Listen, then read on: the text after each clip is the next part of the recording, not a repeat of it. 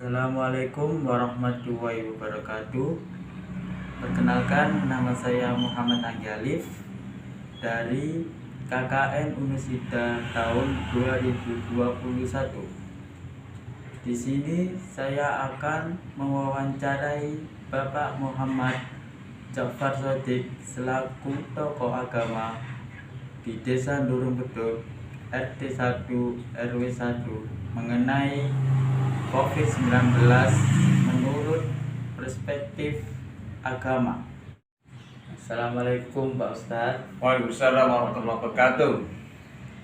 Di sini saya akan menanyakan beberapa pertanyaan seputar COVID-19 menurut pandangan agama. Yang pertama, menurut pandangan Bapak sebagai tokoh agama, virus COVID-19 itu seperti apa dalam pandangan agama? Monggo dijelaskan. COVID-19 ini salah satu ujian, salah satu cobaan dari Allah yang luar biasa. Oleh karenanya kita harus memanfaatkan dengan adanya COVID dengan mendekatkan diri. Fafiru ilallah. Kita kembali kepada Allah dan kita taqarruban ilallah. Banyak bertafakur, banyak berpikir, mawas diri. Apa kita sebagai makhluk itu sudah jadi makhluk yang baik terhadap Allah atau tidak? Terima kasih.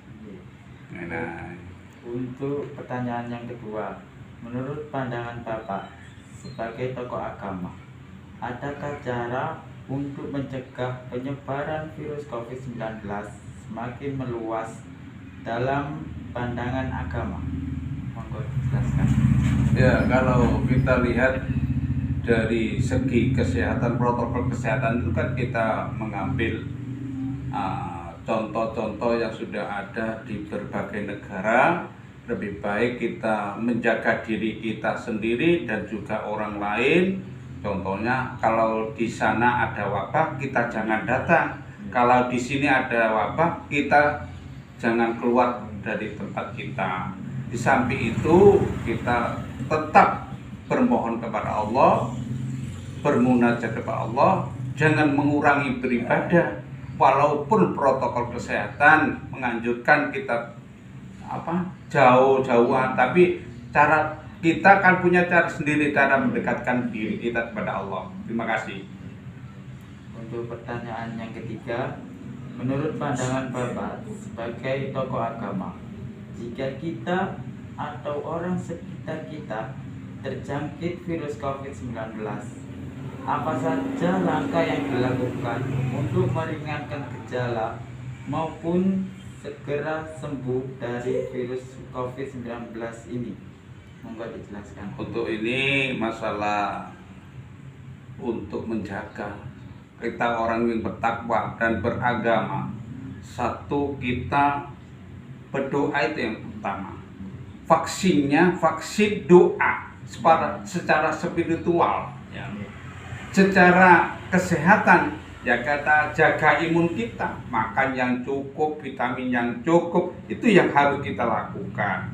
Di samping itu kita harus melakukan, bacalah ayat Al-Quran surat Kahfi, 10 ayat surat Kahfi, 10 ayat terakhir surat Kahfi harus kita baca setiap malam, karena fadilahnya akan terjauhkan dan terjaga dari fitnah Dajjal seperti yang terjadi saat ini. Terima kasih. Untuk pertanyaan yang keempat, menurut pandangan Bapak sebagai tokoh agama mengenai vaksinasi, seperti apa vaksinasi itu sendiri? Dan kenapa masyarakat dianjurkan melakukan vaksinasi tersebut? Monggo dijelaskan. Vaksinasi itu kan secara kesehatan ya merupakan ikhtiar dohir yang perlu kita lakukan dan wajib kita lakukan, itu sudah sewajarnya. Yang penting kita juga harus mengikuti apa yang diketahui ilmu kesehatan. Kedokteran itu kan paham, sama-sama tahu kita yang tidak tahu harus menurut ilmu kesehatan. Itu yang baik. Dan kita yang penting tadi ya, kita ikhtiar dohir juga ikhtiar batin supaya kita terisi dalam jiwa kita lahir dan batinnya. Terima kasih. Yang terakhir,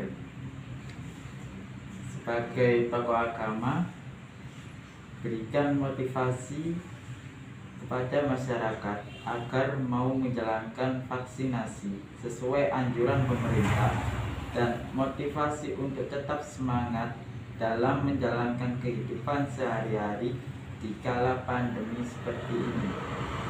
Kalau kita bakal motivasi, mari kita sama-sama mengikuti anjuran pemerintah biar terputusnya rantai COVID ini bisa putus. Di samping itu kita usahakan kita mendekatkan diri sama Allah. Jangan sampai kita melupakan Allah. Semua yang terjadi hanya karena Allah. Kalau kita tidak kembali kepada Allah, bagaimana? Maka kita berharap dan jangan putus asa, jangan pesimis dalam kehidupan. Yang nek iyo mosok kau, nek gak mosok yo, itulah yang harus kita jadikan motivasi. Kalau kita, yang penting kita berusaha dalam COVID ini jangan takut dengan kematian. Takutlah dengan mati yang su'ul khotimah. Takutlah mati dalam keadaan senanglah dan harapanlah kalau kita mati husnul khotimah. Itu yang jadi harapan kita. Itu yang penting, kita saling menjaga. Moga-moga kita bangsa Indonesia semuanya diberikan kebaikan dunia akhiratnya, jadi negara bangsa yang baldatun thayyibatun wa rabbun ghafur. Amin ya rabbal alamin. Demikian wawancara saya dengan Bapak Muhammad Ja'far Shodiq selaku tokoh agama di Desa Nurung Bendung RT 1 RW 1. Semoga ilmu yang disampaikan oleh beliau menjadi ilmu yang bermanfaat. Amin amin amin ya rabbal alamin. Wassalamualaikum warahmatullahi wabarakatuh.